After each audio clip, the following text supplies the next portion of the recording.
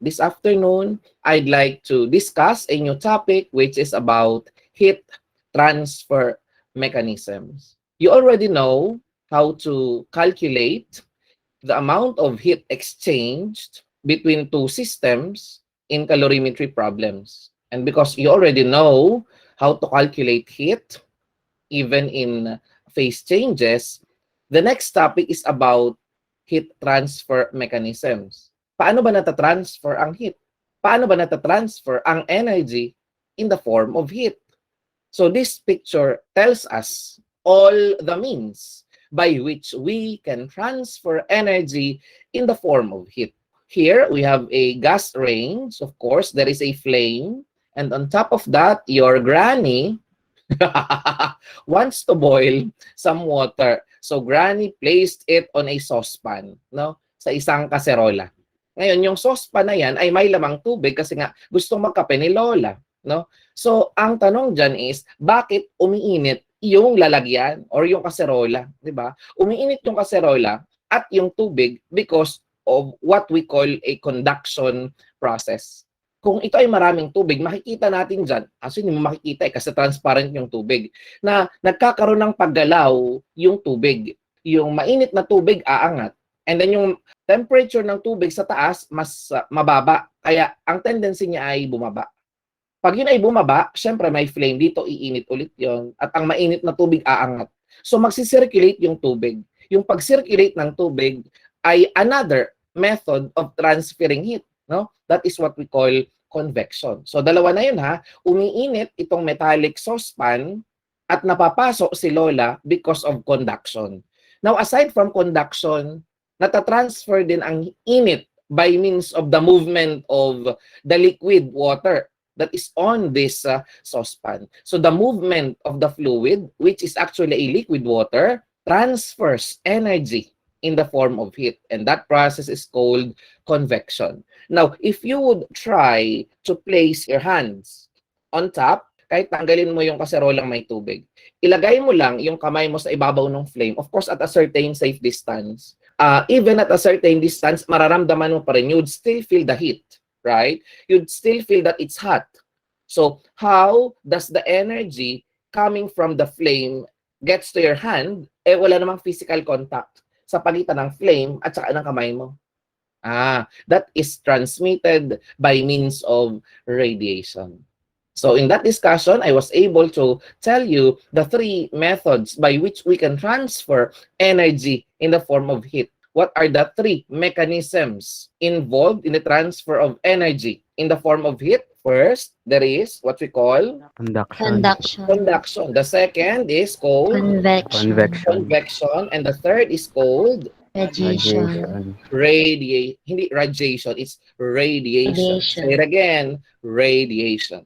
Okay? So that's why this image, as I have said, is a complete picture which gives us a very good example of heat transfer mechanism. Now, let me repeat. There are three mechanisms by which energy can be transferred in the form of heat. These are, first, conduction. Now, conduction requires physical contact. How is conduction made possible? It is made possible because of physical contact. The other one is called convection. Now, in convection, there is a requirement. No? We need a fluid. The movement of this fluid would give way to the process of convection. So it depends on the motion of a mass. And usually that mass is a liquid, or if not a liquid, it's gaseous substance. Now collectively, both liquid substances and gaseous substances are referred to as fluids. So again, when we say fluids, these are substances that flow. No? They have the ability to flow. And both liquids and gases are considered fluids. Now, another way of transferring energy in the form of heat is by means of radiation. In this process, the heat is transferred by means of electromagnetic radiation. And because there is an involved electromagnetic radiation, then there is no need for physical contact. Why? Because electromagnetic waves can travel even in the emptiness of vacuum. We don't even require fluids. This is the only type of heat transfer mechanism which can take place in vacuum. No? Only radiation can take place in vacuum. Why? Because conduction requires a physical contact and convection requires the presence of a fluid. So once again, I'd like to give you this image in which we can see the three mechanisms of heat transfer, namely conduction, convection, and radiation. So because this saucepan is placed on top of this electric stove, then it gets hot because of conduction. So the energy reaches the handle by means of the conduction. If you touch the handle, which is very hot, then ikaw ay mapapaso. Diba? Bakit ka napaso? Nung hinawakan mo yung mainit na hawakan or na handle. Ikaw ay mapapaso kasi nagkaroon ng conduction. Naintindihan po ba? So ano naman ang convection? Dito sa fluid, yung water. Yung water sa ilalim, alam natin na mas malapit siya sa source of heat, which is this glowing coil of metal. It glows because it's very hot. And because of that, the water at the bottom will get hotter compared to the water on the surface. And because it's hot, it has a tendency to rise. So it will rise and it will be replaced by the colder water. They are both hot, but of course, the water at the bottom is hotter. Now, when this water, which is initially on top, sinks because its temperature is lower, eventually, it will become hotter once again. Why? Because it's being heated by this coil. And once it becomes hot, again, it will rise and the process will continue. And because it will continue, then the fluid or the water here will continue to move, no? And circulate. The circulation of water gives rise to what is called convection.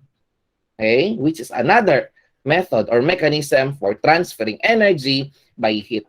Now, the last one is by means of radiation. If you remove this pot and place your hand over the coil without touching it, you'd still feel hot. That is because of radiation. That is without physical contact. Sabihin na natin na may hangin sa pagitan mo at saka ng coil, no? May hangin. Pero yung instant na ilagay mo yung kamay mo sa ibabaw, no? Instantly mararamdaman mo agad yung init eh. So that is not because of convection. Kahit pa sabihin natin na may hangin in between, because that's very instantaneous. Nauunawaan po ba?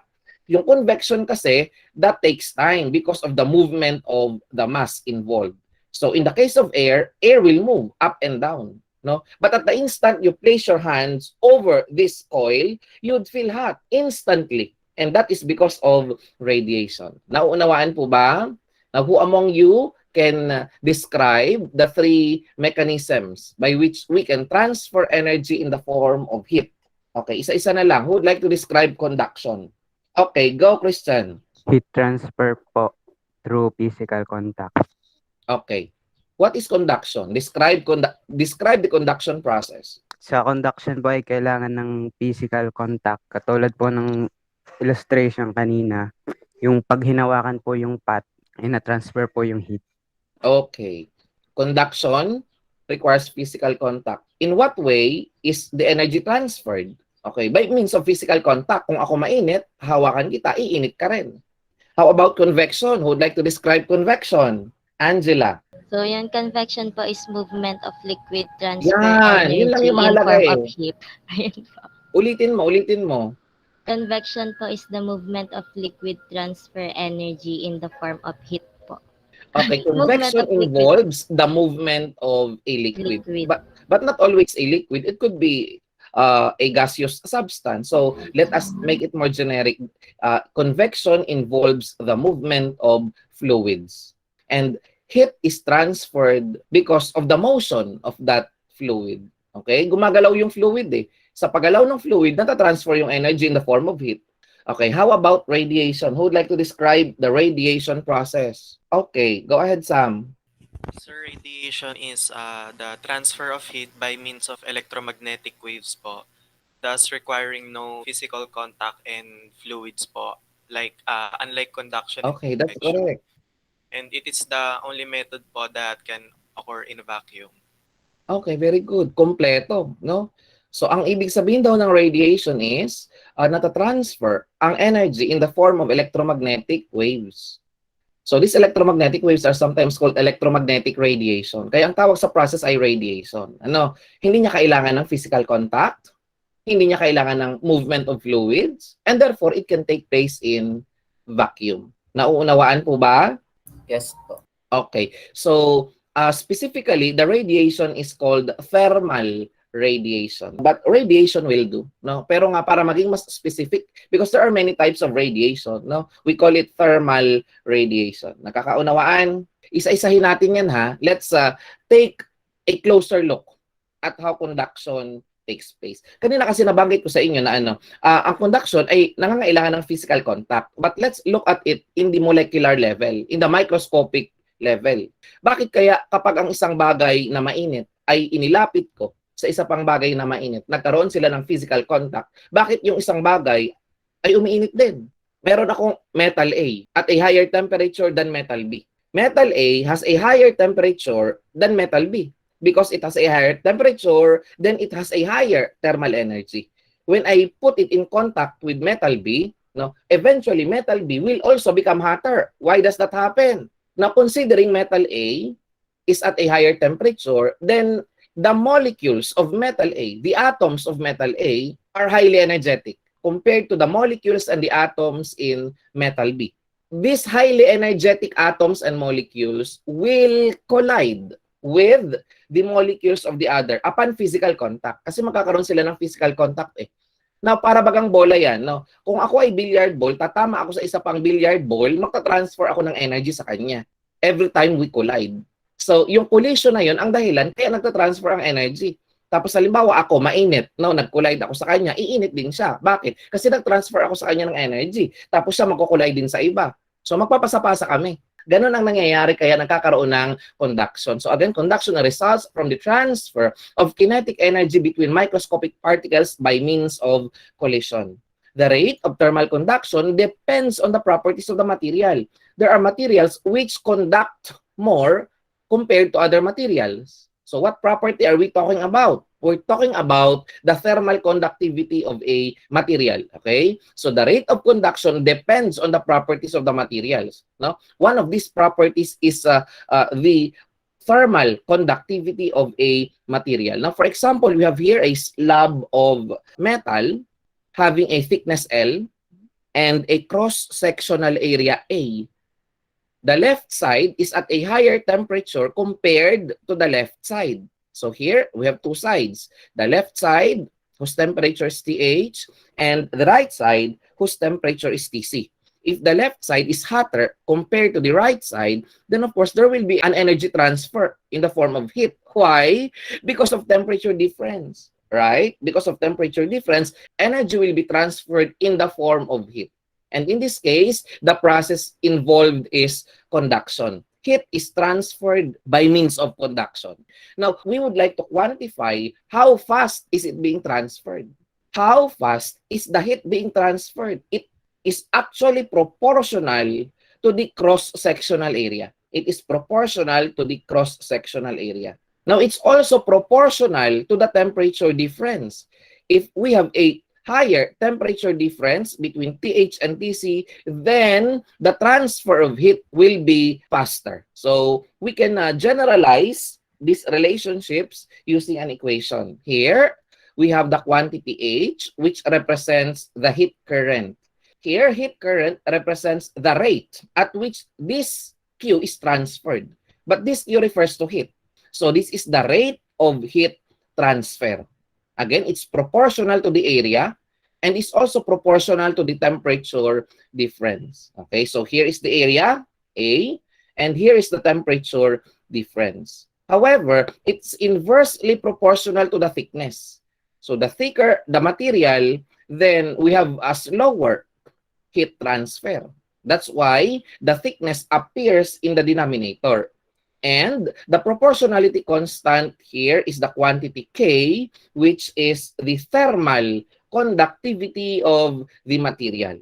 So again, this H is the heat current, which is the rate at which heat is being transferred. This Q is heat.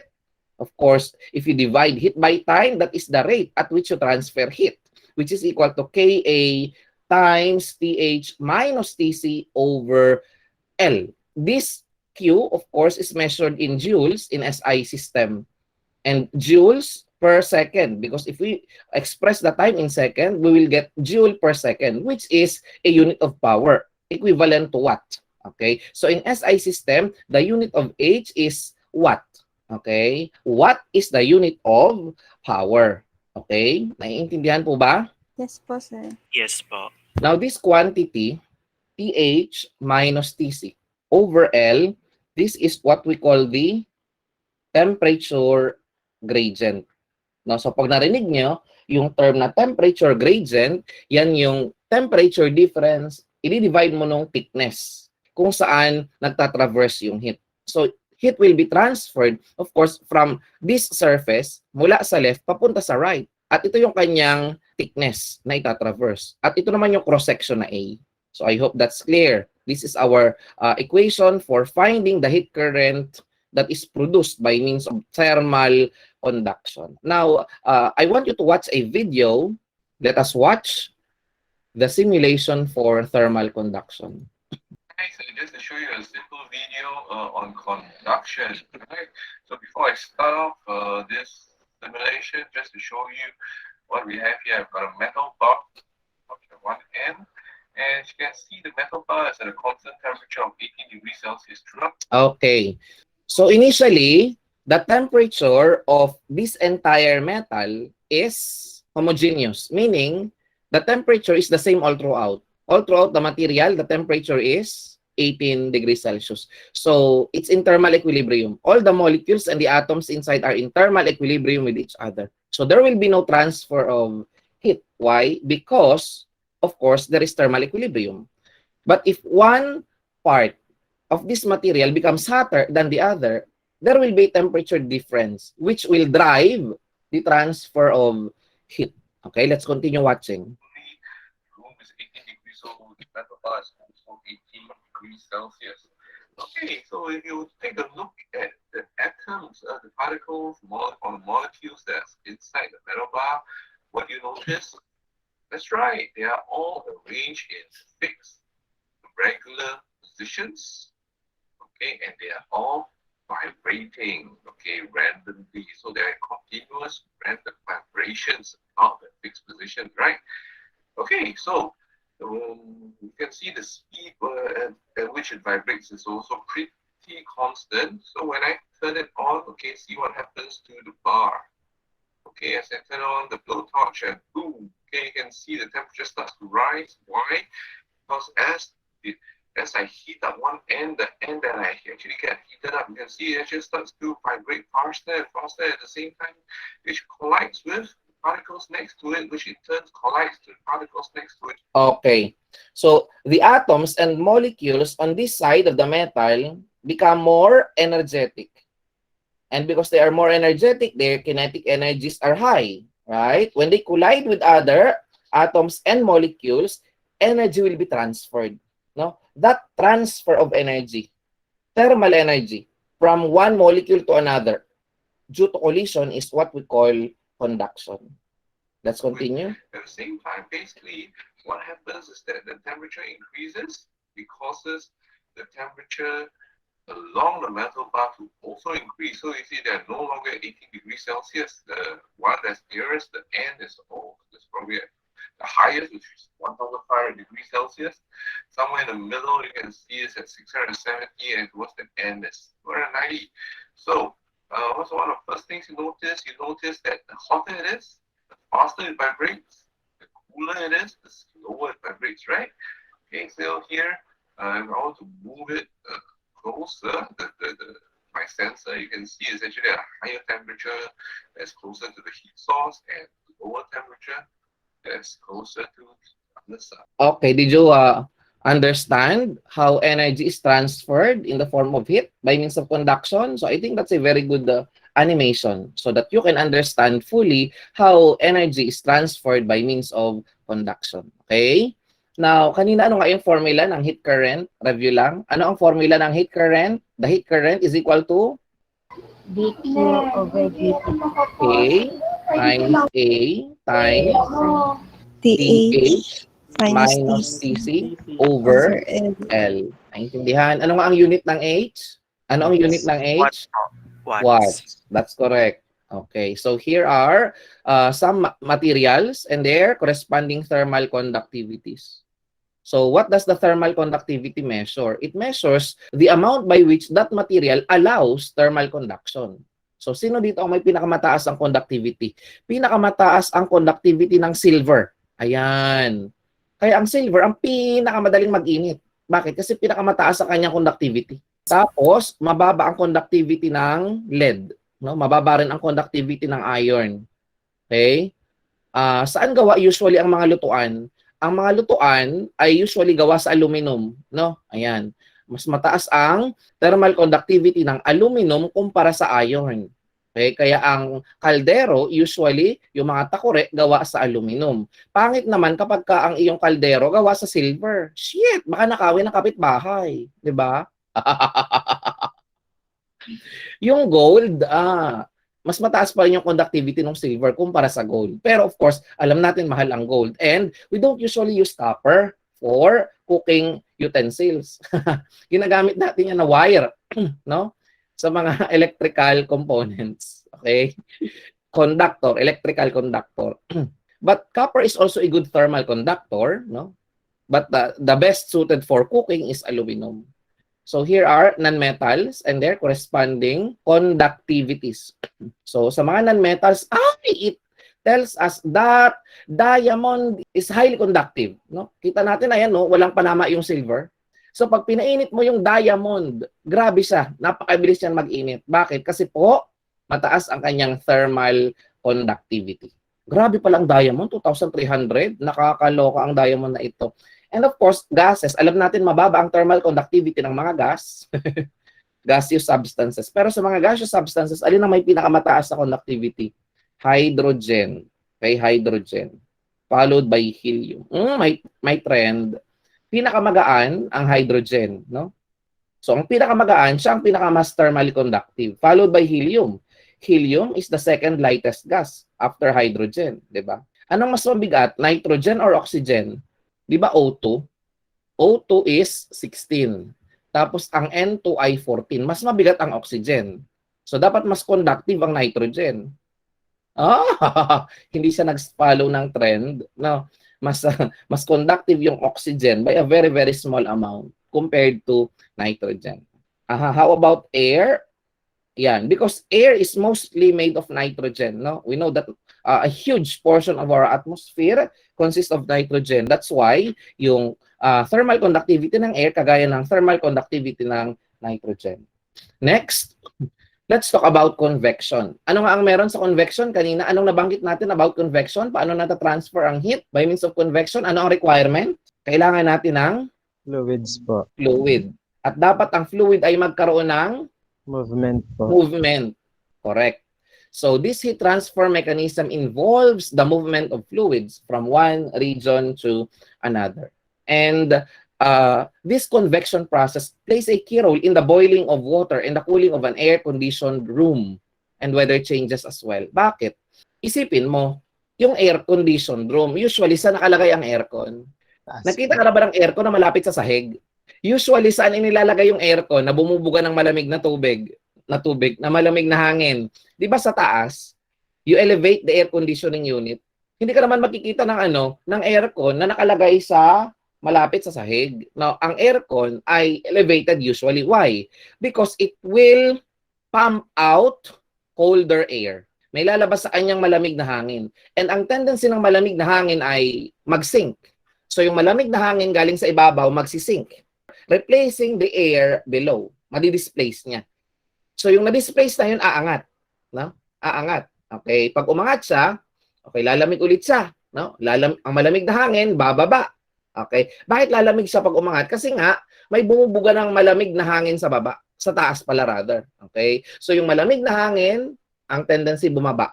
Pagbaba niya, siyempre, wala nang source ng lamig doon. No? Iinit yun. Pag yung mainit na hangin nasa baba, aangat ulit yon. Tapos yung mas malamig na hangin sa taas, bababa uli yun. Magsi-circulate siya. Kaya lumalamig yung room. No? Imagine kung ang air conditioning unit mo nasa baba. No? Eh paano aangat yung hangin, no? Kung siya ay malamig na. So hindi magsi-circulate 'yon, no? Hindi magsi-circulate yung hangin. At dahil diyan, hindi even ang temperature doon sa room. Yung baba lang ang malamig at yung taas ay mainit. Ganon din sa ref. Saan ka nagkita na ang freezer mismo nasa baba ng ref?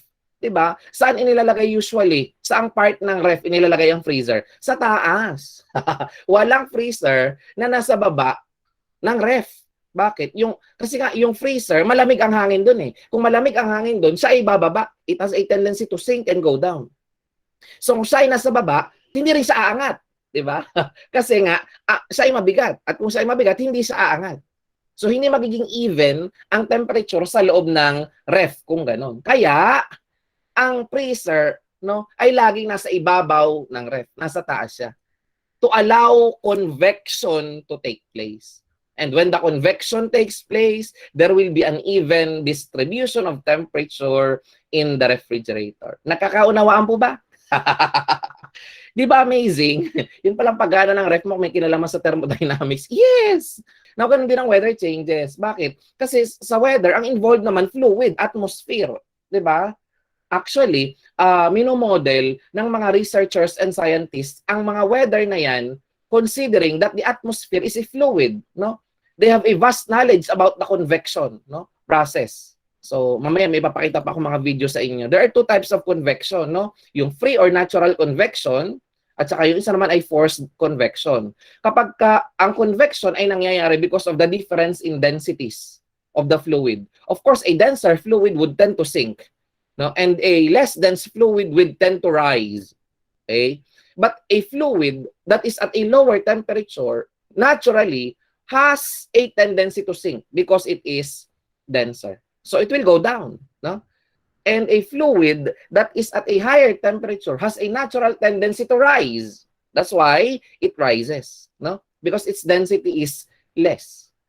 So the movement of the fluid up and down until it circulates is what we call convection. And if that convection is due to the difference in densities, we call it natural or free convection. But in the case of an air conditioning unit which pumps air, then we call it forced convection. There is a blower or a pump that is used to circulate the fluid.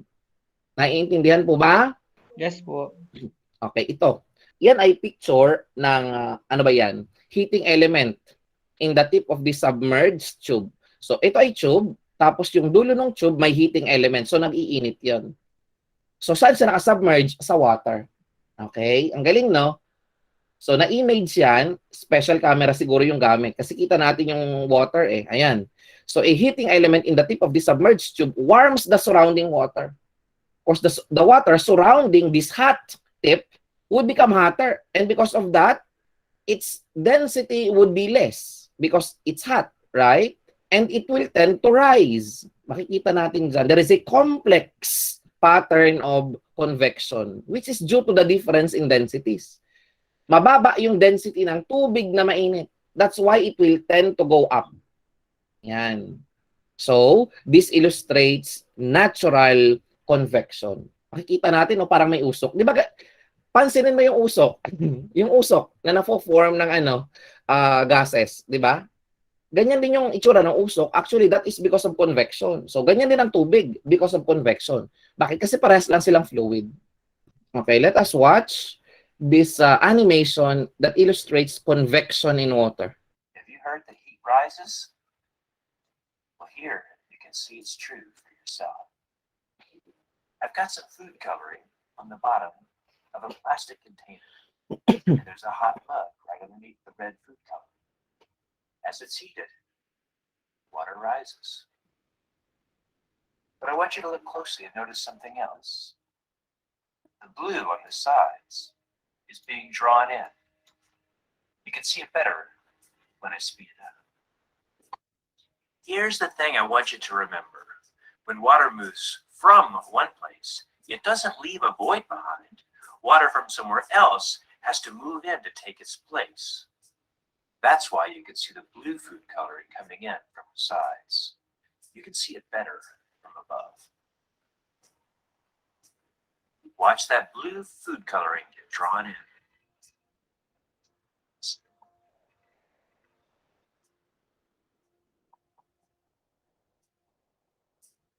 The hot water reaches the top, and then it gets pushed toward the edges by more hot water rising from underneath it. As it goes out to the edges, it starts to get cool, and cool water sinks just as hot water rises. And if you watch really carefully, you can see it sink and get drawn down from the middle. These are called convection currents, and you see them moving here in two big ovals. They're one of the major things that drive ocean currents, especially in the deep oceans. But it's not hot water rising that drives the ocean currents. It's really cold water sinking up near the poles. Here's a piece of ice that I froze with some blue food coloring in it, so you can see how cold water sinks. As water sinks at the North Pole, for example, water has to flow up from southern regions to take its place. And these currents travel around the globe, some of them taking 1,000 years to complete their course. Understanding convection currents will help you get a grip on weather systems and the movement of Earth's continents over the eons, and even the workings of a lava lamp. So naunawaan niyo na ngayon yung mechanism kung paano nagkakaroon ng convection, no? Anong natutunan niyo dun sa video? Anong inyong natutunan?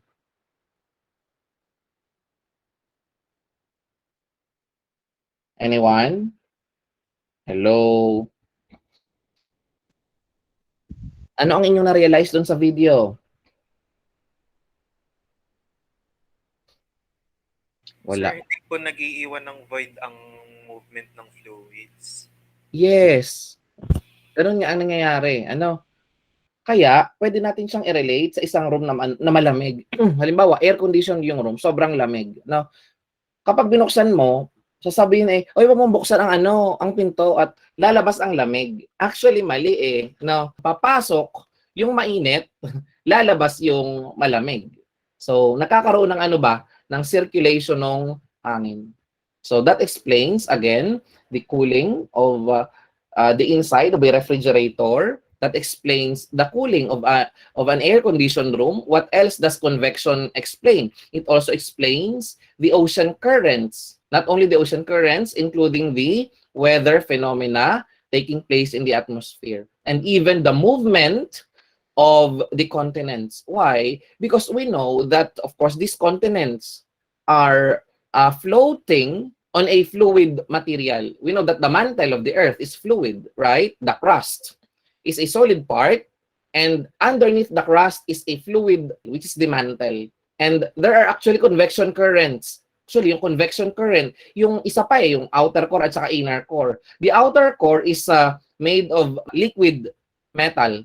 But of course, before we dig in deeper into the core, balik tayo sa surface para pag-usapan ang convection. Now, here is another simulation. This is actually a simulation, Simulation lang ito ng convection ng gas. So dito may hangin na mainit, no? Ayan, may propeller, may lumalabas na mainit na hangin, tapos may obstacle. Ayan, nakakaroon tayo ng vortex. No? Ano ba yung vortex? Yung parang ipo-ipo. Yun yung vortex, parang ipo-ipo. So, ganyan ang pattern ng convection. Galing, no? Nakakatuwa.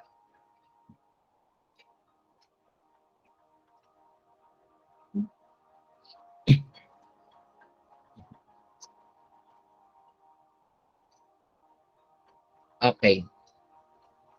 So, nakita na natin yung convection pattern. Sir, paano nagagawa yung mga ganyan?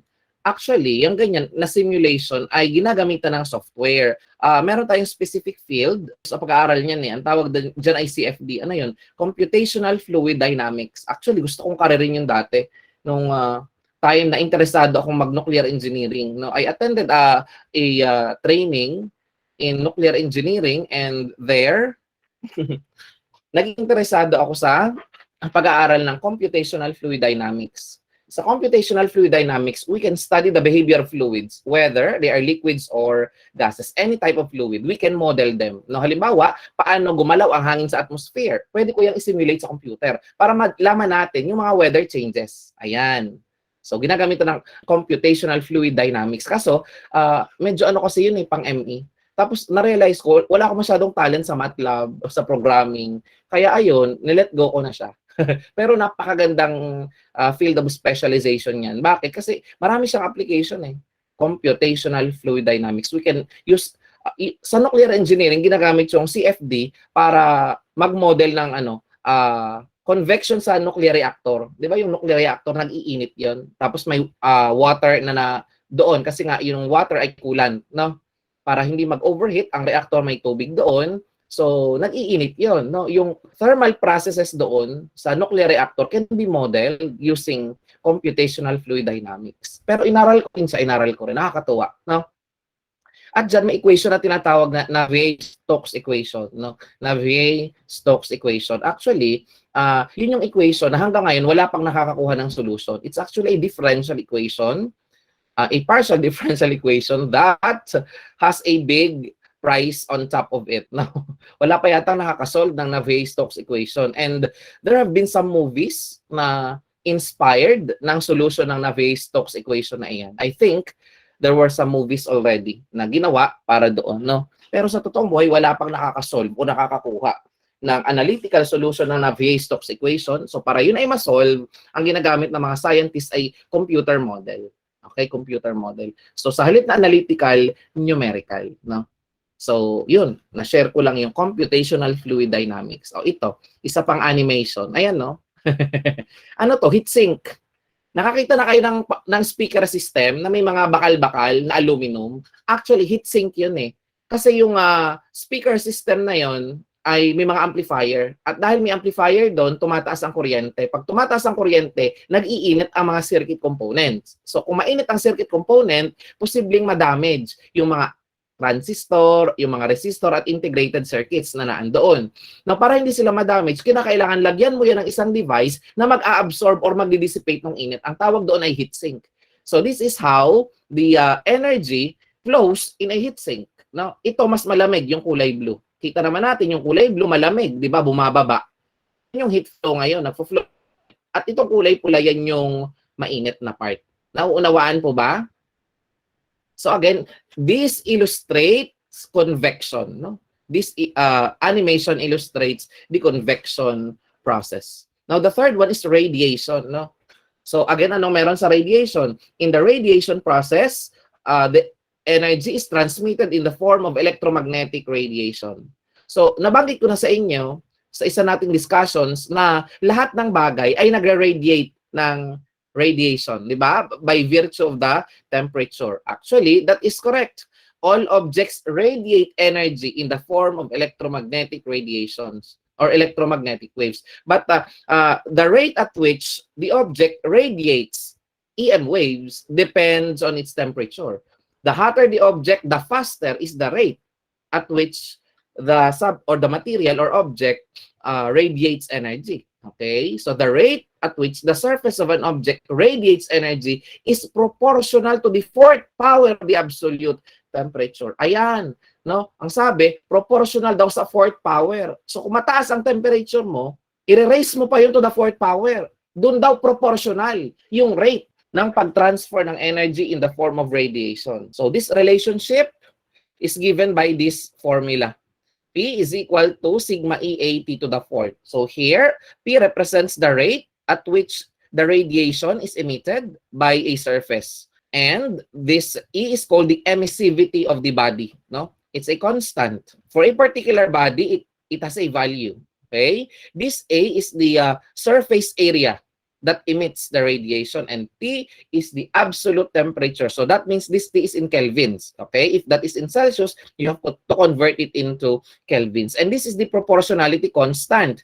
This sigma is called the Stefan-Boltzmann constant. And this equation represents a law of physics which is called Stefan's law. Sometimes it's called Stefan-Boltzmann law. So kapag ka narinig niyo yung fourth power ng absolute temperature, wala nang ibang law na tawag doon. Ang tawag doon ay Stefan's law. No? So again, the Stefan's law tells us that the rate at which a body emits radiation is proportional to the fourth power of the absolute temperature. Okay, so here, sigma is called the Stefan-Boltzmann constant, whose value is 5.67 times 10 to the minus 8. This is the unit. No? Watt per meter squared Kelvin to the fourth. And E is a quantity called the emissivity of a body.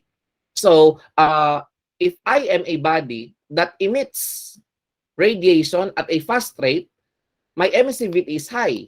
So that means a higher emissivity means a faster rate of radiation. Nauunawaan po ba? Meron tayong tinatawag na black body. Ano yung black body? A black body is an ideal body that emits radiation. So when this body emits radiation, no, it emits radiation at a 100% rate kasi ang kanyang emissivity ay 1. Ulitin ko ha, for a black body which is an ideal emitter of radiation, the emissivity is 1. But for practical bodies, of course, the value of emissivity is less than 1. Okay, again, E is 1 for a black body. And a black body is considered to be a perfect emitter of radiation. Okay? Now, an example of radiation is yung energy ng sun, no? Of course, there is no physical contact between the sun and the earth because if there is, sunog na tayo. Paano nakakarating sa earth ang energy galing sa sun? Di ba yung energy galing sa sun, yung init niya, yung energy niya, ay nagta-travel sa outer space papunta sa earth. That is by means of electromagnetic radiation. Ayan, energy coming from the sun reaches the earth by means of radiation. This is the sun, an actual picture of the sun. Pinaliit ko lang, no?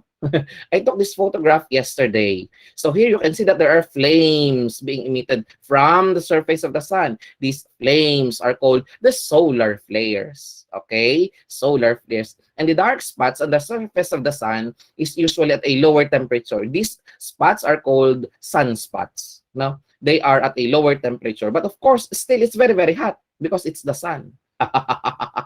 So this is the picture of our sun giving off tremendous huge amount of energy every second, and a tiny portion of that energy reaches the earth by means of radiation, no, again in the form of electromagnetic radiation, which the earthlings harness in order to convert it into electrical energy. Ayan, no, sa bubong mo mayroon kang PV cell, a photovoltaic cell converting solar energy into electricity.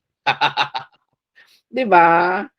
Nakakatuwang isipin na yung radiation coming from the sun, ang mga tao na isipan gawing kuryente. Actually, this is one of the areas of my research interests because in my masters, I researched about photovoltaics. Yung research ko ay may kinalaman sa mga photovoltaic material. Kaya kung gusto niyo mag-research about solar energy, about PV cells, pag kayo ay nagtitesis na at kayo ay 4th year na, ako ang kuhanin yung advisor. And you will be taken care of properly. No? You will be in the right hands. Okay? So this is an image of a person drinking cold water or kung ano man, a cold beverage. Okay? And he is scanned by a thermal imaging camera. So we can see portions of his body which is hotter compared to others. These red spots are at a higher temperature. So, alin ang mainit sa kanya? Mainit itong part na kanyang cheeks, yung kanyang ilong, at malamig itong kulay blue. Kasi nga malamig yung beverage na kanyang iniinom. No? So, dito sa image na ito, makikita natin na ang ating katawan ay nag-i-emit ng radiation. Bakit? Ay, ang kulay pula na yan. No? Yung kulay pula yan, yan ay sign na dyan sa part na yan, ay nag-i-emit ka ng radiation. Bakit? Kasi mas mataas ang temperatura mo dyan. Naunawaan po ba? Mas mabilis ang pag-emit ng radiation dun sa mga part na kulay pula kumpara dun sa iba. So actually, lahat yan nag-i-emit ng radiation. Pero remember, the higher the temperature, the faster is the rate at which the radiation is emitted. Naunawaan po ba? Ayan, tandaang mabuti. Sa calculator, itong sigma ay constant 31. Tandaan ha? Tandaan. Sir, tanong, sabi mo kanina, lahat ng bagay ay nag-i-emit ng radiation. Bakit? Diba? Ganito kasi yan. Alam natin na yung mga objects, mga substances, mga materials ay binubuo ng mga atoms at saka mga molecules. So, ang mga atoms at molecules na yan ay nagva-vibrate. Ayan. Yung pag-vibrate nila, nagpo-produce ng radiation. So yung kanilang pag-vibrate na yan ang nagpo-produce ng radiation. Naunawaan po ba? Kaya sinasabi natin na ang mga bagay ay nai-emit ng energy in the form of radiation. That is because of the vibration of molecules. And alam naman natin na kapag mataas ang temperature, mas mabilis yung vibration nila. So ito, isa pa, no, yung croissant na yan, 'di ba? Ito ay isang croissant, ilalagay mo sa oven toaster. Okay, wala namang flame doon, pero wala namang physical contact yung tinapay doon sa coil. 'Di ba sa loob ng oven toaster, may coil of wire na nagogulo, kulay red orange ang kulay niya. Kulay orange kapag nag-iinit. May physical contact ba yung tray doon sa coil na umiinit? Wala. Walang physical contact. So paano naluluto itong croissant na ito na ilalagay mo sa oven toaster? That is by means of radiation. Not by conduction, rather that is by means of radiation. Kung ang niluluto ay yung nasa kawali, naluluto yun because of conduction. Pero kung ang niluluto ay yung nasa oven, that is because of radiation. Maliwanag po ba yan? Is that clear? Dito meron tayong kettle, isang electric kettle, of course paiinitin mo yan. Tapos dito meron tayong camera, thermal imaging camera, para makita natin yung temperature variation, kung saan part mainit. Okay? Tingnan nyo na mabuti. Manood.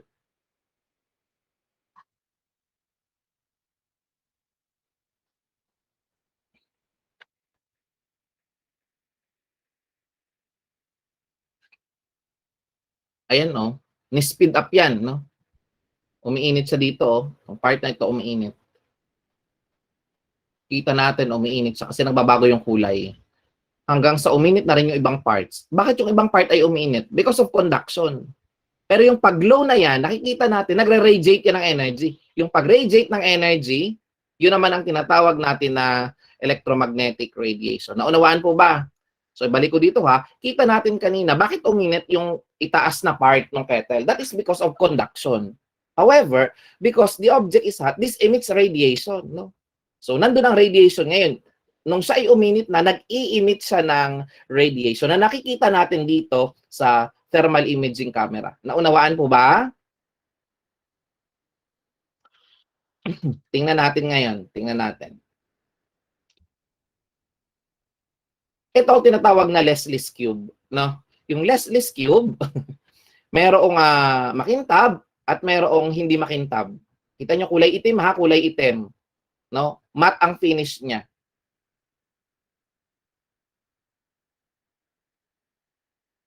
So, ito naman, silver. Makintab. Diba? Anong masasabi niyo? Tapos ito naman, kulay puti ang paint. Diba? Tingnan yung pagkakaiba ha. Alin dyan ang mas mabilis alin dyan ang mas nagre-radiate ng init? Alin ang mas nagre-radiate ng init?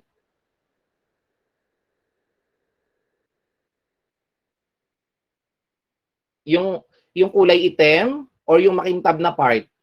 Yung kulay itim po. Yung black. Okay, ulitin na. Which surface emits more radiation? Which is more emissive? This black surface or the shiny surface? Which do you think? Which surface emits more radiation? Is it the black matte surface or is it the shiny surface? The black surface. Black po. Yung black. Bakit? Kasi kita natin, no? Ayan, no? Yung pag-emit niya mas malakas kumpara dito. Okay, now, ano ang application nito? Eh, di yung mga bagay na nagre-radiate ng init. Kung ayaw mo na mag-radiate ng init, lalagyan mo ng makintab. Nakita na ba kayo ng sinaunang thermos? Nakita na kayo ng thermos? Pag sinilip mo yung loob nun, anong itsura ng loob? Makintab po. Makintab. Now, do you understand why makintab yung thermos?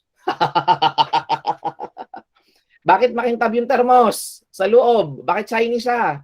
Shiny yung thermos, yung surface nung loob ng thermos ay ginagawa nating shiny para ano? Para hindi mag-escape yung init in the form of radiation. Para yung init ay makontain sa loob at hindi mag-radiate palabas. Nang sa gayon, yung tubig doon sa loob ay matagal bago lumamig. Nagkakaunawaan ba? So again, makaka-relate na naman tayo sa thermodynamics or mai-relate na naman natin yung thermodynamics sa isang practical na sitwasyon. Okay? So sinong gustong mag-share? May naisip tungkol dito. Na oo nga ano sir, kaya pala ganun kasi ganito. Sinong gustong mag-share? Ang experience, may na-realize, ganun pala yun. Kaya pala siya ay maitim. Diba? Kaya pala siya ay maitim. Kasi gusto natin na nag-i-emit siya ng radiation. Sabi ko nga sa inyo kanina, ano ang emissivity ng isang black body? Ang emissivity ng isang black body ay mataas. Actually, 1, ideal yun. Kaya yung kulay itim kaninang surface ay mas malakas mag-emit ng energy. Play natin. Conduction, convection, and radiation in one. Manood at makinig. Let's talk about heat transfer. What we're really talking about here is how energy moves, specifically heat energy, and how it gets from point A to point B, whether it be here on the surface of the Earth, up in the atmosphere, or even out in space. Heat transfer occurs really in 3 ways, and these include conduction, convection, and radiation. Let's take a look at each of these, starting with conduction. This is heat transfer as a result of molecular contact.